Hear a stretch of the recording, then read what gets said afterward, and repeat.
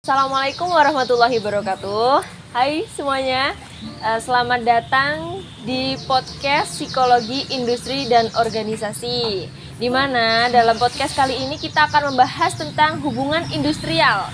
Bersama saya Dinda Permatasari sebagai host yang akan memandu jalannya podcast kali ini. Dan saya tidak sendiri karena saya ditemani oleh dua narasumber kita, yaitu yang pertama ada Yasin Mahfud yang biasa dipanggil dengan Yasin, dan yang narasumber kedua yaitu Reva Kirana yang biasa dipanggil Reki. Nah, kalian pasti udah penasaran dong apa sih hubungan industrial itu. Jadi kita langsung aja tanya ke narasumber pertama kita, yaitu Yasin. Apa sih pengertian dari hubungan industrial itu? Oke, menurut undang-undang ya, menurut Undang-Undang Nomor 13 tahun 2003 tentang Ketenagakerjaan,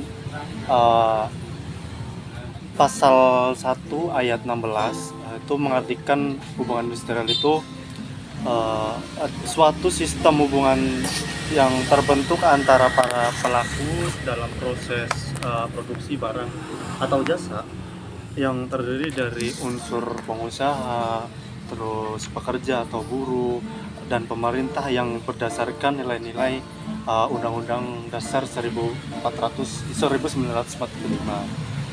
Tuh. Oh, jadi itu kan pengertian yang menurut undang-undang ya. Kalau menurut Yasin sendiri, pendapat Yasin bagaimana? Kalau menurut saya pribadi itu hubungan industrial ada dua macam. Yang pertama adalah hubungan internalnya. Internalnya itu antara pengusaha dan karyawan gitu. Kalau yang di eksternal itu hubungan antara pengusaha satu dan pengusaha yang lainnya gitu, untuk melancar produksi atau jasa yang kita berikan. Seperti itu. Kalau menurut Reki sendiri bagaimana?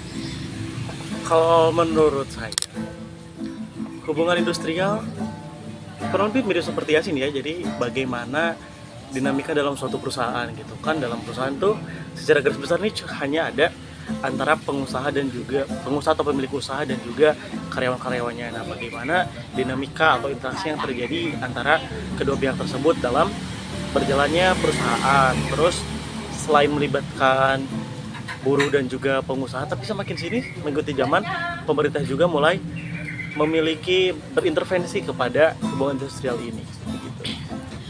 Kan kita udah tahu ya pengertian secara undang-undang dan dari pendapat narasumber kita. Jadi kalau hubungan industrial ini tuh apa ada jenis-jenisnya nggak sih? Ada yang jenis hubungan industrial itu terutama berkaitan dengan manajemen dan hubungan pekerja,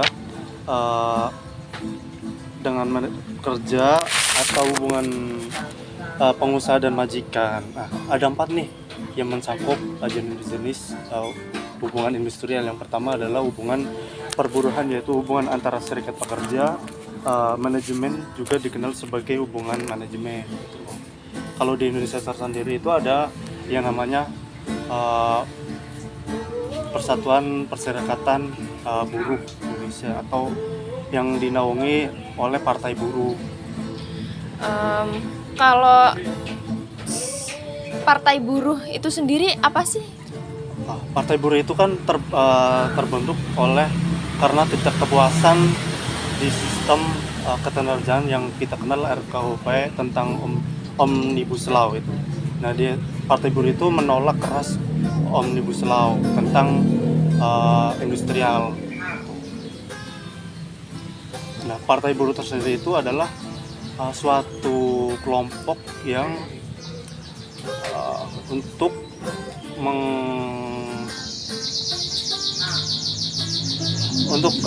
menampung sebuah aspirasi dari buruh-buruh yang ada di Indonesia.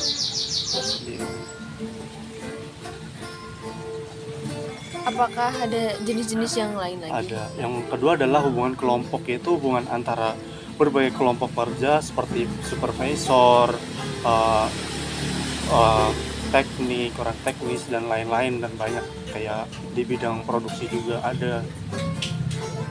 Nah, yang ketiga adalah hubungan majikan. hubungan majikan atau pengusaha dan karyawan, yaitu hubungan antara manajemen dan karyawan. Ini menunjukkan semua hubungan manajemen pengusaha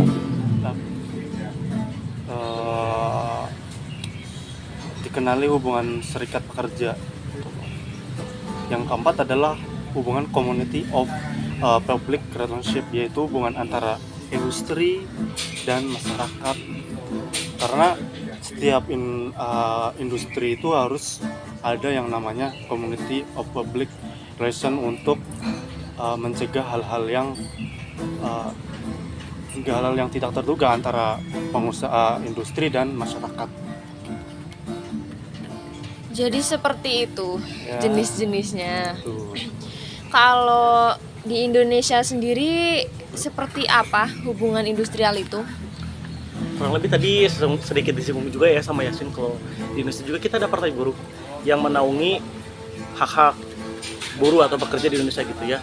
Nah di Indonesia sendiri sekarang tuh hubungan industrialnya udah nggak murni hubungan antara pengusaha dan juga karyawan, tapi udah ada intervensi dari pemerintah. Malah sebenarnya awalnya sih bisa dikatakan sebagai hal yang baik juga, karena pemerintah sudah membuatkan UU Ketenagakerjaan pada tahun 2003, Undang-Undang Nomor 13 tahun 2003, yang isinya itu ada 193 pasal yang berfokus pada ketenagakerjaan, hak buruh dan sebagainya kayak gitu.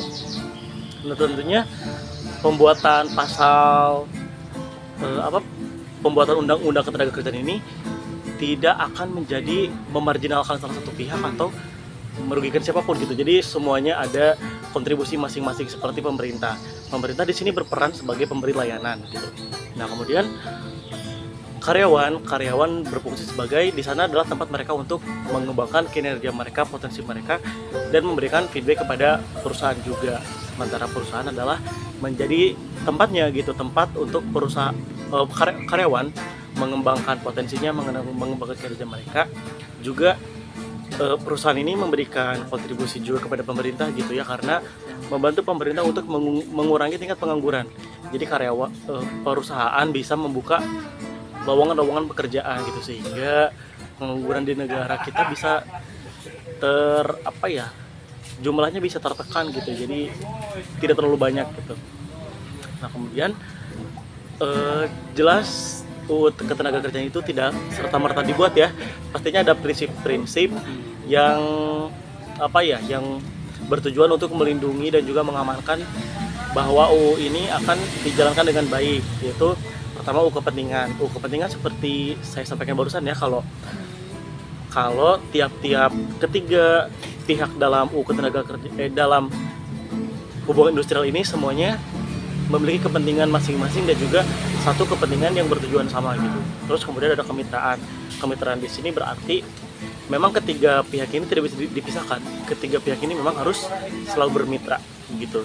Nah, terus ada prinsip kekeluargaan juga. Kekeluargaan di sini tuh mungkin kalau orang-orang tuh memandangnya Indonesia sebagai negara timur nih, pasti kita punya tingkat kepatuhan yang tinggi ke orang yang memiliki kedudukan lebih tinggi dari kita gitu. Padahal hubungan industrial yang dibangun di Indonesia itu prinsipnya kekeluargaan gitu. Jadi kita bersifat seperti keluarga aja, bagaimana dengan kehangatan. Nah berikutnya ada ketenangan dan ketentraman.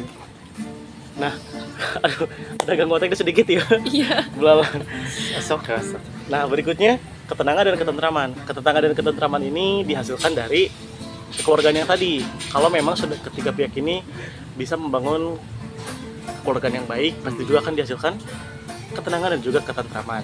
Berikutnya produktivitas. Prinsip produktivitas ini merujuk pada output.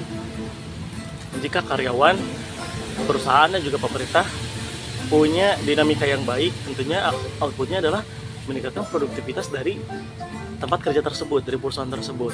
Dan yang terakhir adalah peningkatan kesejahteraan bersama. Ya, itu salah satu output juga. Selain produktivitasnya yang meningkat, juga ada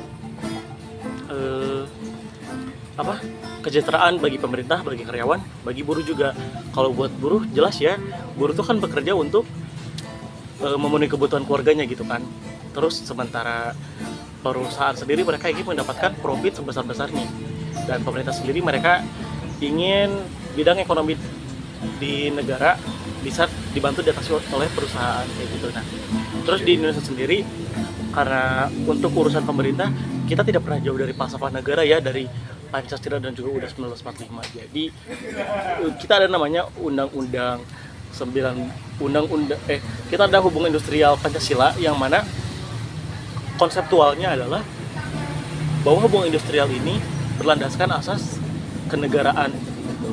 Jadi ya kurang lebih seperti yang saya sampaikan tadi bahwa pada akhirnya ini adalah mencakup hal-hal yang berkaitan dengan kepentingan kenegaraan seperti itu. Tadi kan kita udah bicara soal prinsip-prinsip ya. Nah, jadi apa ada sarana pendukung hubungan industrial itu sendiri di Indonesia? Tentunya ada. Kalau kita berbicara perihal sarana, pasti nggak jauh dari alat ya, atau media gitu, atau logistik. Tadi salah satunya yang disinggung juga perihal serikat buruh. Jadi sarana itu penting banget biar buruh punya tempat untuk beraspirasi gitu. Kadang kan aspirasi itu kita punya banyak, tapi kadang kita bingung mau menyalurkan aspirasi itu di mana. Makanya suatu keuntungan juga ada serikat buruh ini, jadi para buruh punya tempat untuk beraspirasi gitu. Kemudian ada juga organisasi pengusaha. Tentunya organisasi di perusahaan itu kan juga butuh ya. Jadi itu bisa jadi sarana juga untuk monitoring dan juga mengkontrol bagaimana hubungan industrial ini berjalan. Ada juga bipartit, LKS, juga tripartit. Kemudian ada juga perjanjian kerjasama. Ada lembaga pengadilan penyelesaian, dan tadi juga ada undang-undang ketenagakerjaan. Nah, saya sedikit singgung lagi perihal perihal hubungan industrial Pancasila. Hubungan industrial Pancasila itu juga ada tujuan. Yang pertama, menciptakan industri yang baik gitu. Yang kedua, memastikan karyawan itu melakukan tugasnya dan juga mendapatkan haknya. Kemudian perusahaan juga dipastikan bertanggung jawab, karena memang kan perusahaan punya ambisi untuk mendapatkan profit sebesar-besarnya. Nah, kemudian hubungan industrial Pancasila ini juga memiliki tujuan untuk menghentikan hubungan. Jadi bagaimana karyawan akan menghentikan hubungan dengan perusahaan itu lewat hubungan industrial Pancasila ini. Dan yang terakhir adalah sebagai lembaga penyelesaian masalah. Jadi bisa dikatakan tidak bisa semena-mena mengambil keputusan lah, harus lewat hubungan industrial Pancasila ini, begitu konsep ini gitu. Terus kalau status pekerja dalam hubungan industrial ini seperti apa? Kalau status berdasarkan peran tuh ya pastinya sebagai pihak yang dia memerlukan tempat untuk mengembangkan diri, untuk mendapatkan feedback, membantu perusahaan untuk semakin berkembang, itu pastinya ya. Tapi status dari perusahaan itu jika didasarkan pada waktu bekerja berdasarkan UU Ketenagakerjaan itu dibagi dua. Ada yang disebut dengan PKWT dan juga PKWTT. Kalau PKWT itu pekerja yang dia tuh tidak pekerja yang hanya bekerja pada waktu tertentu. Jadi waktu tertentu yang kontrak gitu loh. Mungkin Adinda juga punya, ya Adinda tuh juga punya kenalan yang kerjanya kontrak gitu ya. Nah, kalau contoh PWKT itu yang kerjanya selama 3 tahun gitu. 3 tahun dan tanpa masa training, itu maksudnya PKWT. Tetapi untuk yang kerjaannya tidak untuk yang PKWTT itu kerjanya karyawan tetap gitu, yang bekerja di sana tidak terikat waktu selama 3 tahun itu, begitu. Terus nih, apa dinamika hubungan industrial itu di Indonesia? Dinamika, mungkin maksudnya dinamika tuh lebih ke arah perusahaan dengan karyawan mungkin ya. Iya. Jadi kalau bicara dinamika, kita pertama ada jam kerja. Nah, ini ada agak matematis sih, tapi semoga Dinda mengerti gitu lah. Semoga bisa dipahami oleh penonton. Yang pertama ada jam kerja. Jam kerja tuh kalau mengikuti aturan dari UU Ketenagakerjaan ada 2 tipe jam kerja. Jam kerja yang pertama tuh 7 jam dalam 1 hari. 7 jam dalam 1 hari. Nah, jika dalam 1 minggu jam kerjanya tuh mencapai 40 jam. Jadi kalau 7 jam berarti dilaksanakan selama 6 hari gitu. Tapi kalau dalam 1 jam 8 hari karena targetnya adalah 40 jam per minggu, berarti kalau satu harinya 8 jam, 5 hari saja begitu. Itu pertama untuk jam kerja. Nah kemudian jam kerja itu kan gak jauh dari upah ya. Kalau upah per jam tuh, upah per jam dibagi, upah per jam adalah 1/173 dari upah selama 1 bulan. Contohnya, kalau gaji selama 1 bulan itu adalah 3 juta. Berarti gaji 1 jam adalah 3 juta dibagi 173. Tuh, nah, berkaitan dengan jam kerja dan upah ada juga lembur. Adinda tuh lembur gak? Lembur tuh jadi seperti jam kerja tambahan gitu loh. Kayak misalnya kita udah dipatok kan 7 jam. Ternyata masih ada yang harus dikerjakan. Jadi jam kerja kita ditambah 1 jam, 2 jam, 3 jam kayak gitu. Nah untuk lembur juga sudah diatur ketentuannya. Jadi tidak bisa semena-mena perusahaan memberitahu karyawan untuk lembur. Jadi aturan untuk lembur tuh jika lemburnya 1 jam. Nah upahnya adalah 1,5 dari jam kerja biasa. Kalau 2 jam itu 2 kali lipat dari jam kerja biasa. Contoh nih, misal jika jam kerja biasa tuh upahnya 50.000, berarti kalau lembur tuh 50.000 kali 1,5, jadi 75.000. Kalau 2 jam berarti dikali 2, berarti 50.000 dikali 2 kan 100.000. Nah itu dijumlahkan aja, jam pertamanya 75.000, di jam kodenya 100.000, jadi 175.000. Dan yang terakhir ada cuti dan juga libur. Untuk cuti sendiri sih di ketenaga kerjaan dicantumkan 12 hari selama 1 bulan. Selama 12 hari selama 1 tahun. 1 tahun. Jadi mungkin ya kalau dibagi rata 1 hari selama 1 bulan. Nah, sementara untuk libur wajibnya adalah setiap tanggal merah. Begitu Adinda. Sedikit menyinggung tentang itu ya, tentang Persatuan Pengusaha Indonesia. Itu di Indonesia sendiri itu ada yang namanya PPI, itu Persatuan Pengusaha Indonesia, yang setiap tahunnya itu diadakan kayak pertemuan itu, konferensi antara pengusaha seluruh Indonesia, dan pernah dihadiri sama Presiden kita Joko Widodo itu. Nah tujuan dibentuknya Persatuan Pengusaha Indonesia tersebut adalah untuk bagaimana sih tantangan pengusaha kedepannya untuk pengusaha-pengusaha di Indonesia itu lebih maju lagi gitu loh, bisa bersaing di tingkat internasional gitu. Jadi ada yang buat buruh, ada yang buat pengusaha juga ya. Adinda nih, kalau menurut Adinda kira-kira udah pas gak sih dari yang kita sampaikan tuh tentang hubungan industrial di Indonesia? Dan juga pengen tahu dari sudut pandang Adinda, kayak perihal upah, jam kerja dan sebagainya, atau konsepnya gitu. Menurut Adinda udah pas gak sih yang di Indonesia? Kurang tahu. Kurang tahu ya. Karena aku sendiri nggak begitu pengen tahu banget tentang dunia industri di Indonesia ini, jadi nggak ada pendapat lagi.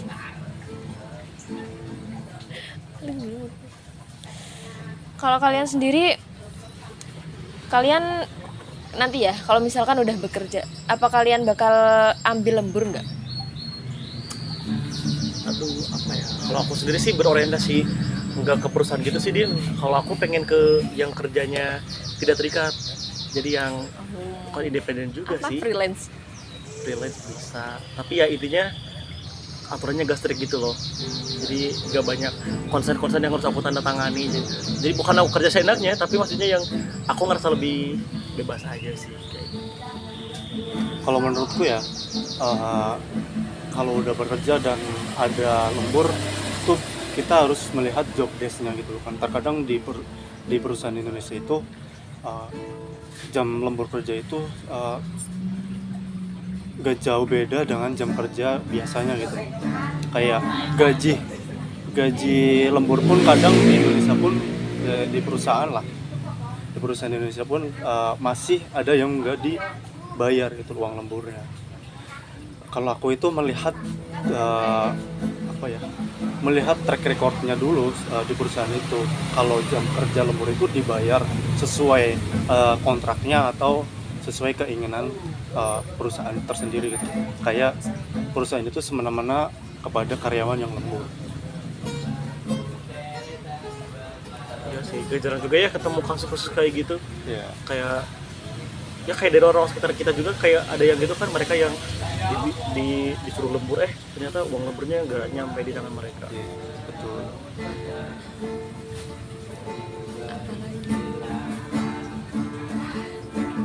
Nah, perihal cuti juga kan di Indonesia kan masih diperdebatkan. Nah, cuti di Indonesia, terutama di perusahaan-perusahaan besar dan menengah itu, untuk cuti itu tergolong susah karena perusahaan-perusahaan itu inginnya karyawan itu ya kerja gitu loh, jangan ambil cuti.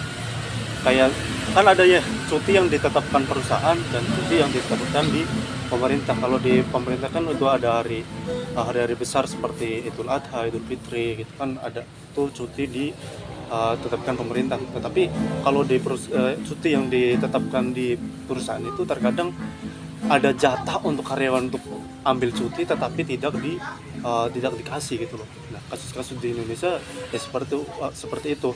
Kayak perusahaan itu tidak memberikan cuti pada karyawan dengan alasan apapun pun. Biasanya perusahaan itu kekeh tidak akan memberikan cuti kepada karyawan tersebut. Banyak penyelewengan juga ya. Ya. Iya sih, kemarin juga pernah denger kan, lihat story orang. Dia bilang gini, waktu cuti itu kan biasanya cuti bersama kan libur. Nah, mereka tetap masuk. Itu salah satu bentuk penyelewengan ini ya. Padahal cuti udah ditetapkan kan, itu harus cuti, nggak boleh dilakukan. Udah selesai guys. Ya, tinggal bikin kesimpulan sama tutup. Bikin kesimpulan sama tutup. Disimpulin sama tutup. Disimpulin. Iya, penutupnya nggak disimpulkan, udah tiba-tiba tutup. Iya, nggak tahu. Ya sederhana aja, udah tutup aja. Apa? Tutup aja. Tutup. Iya. Tutup aja. Tadi nggak latihan nutup ya? Jadi nutupnya gimana? Bilang terima kasih sama. Terima kasih. Itu dia podcast kita tuh. Bilang terima kasih ke kita, terima kasih ke yang nonton. Minta maaf buat podcastnya gitu aja. Baik, itu saja yang dapat kami sampaikan. Kok gitu? Bukan. Baik, begitu saja perbincangan kami pada podcast kali ini yang membahas tentang hubungan industrial. Mungkin akan menambah sedikit pengetahuan kita tentang hubungan industrial itu sendiri. Kami memohon maaf apabila ada kesalahan kata ataupun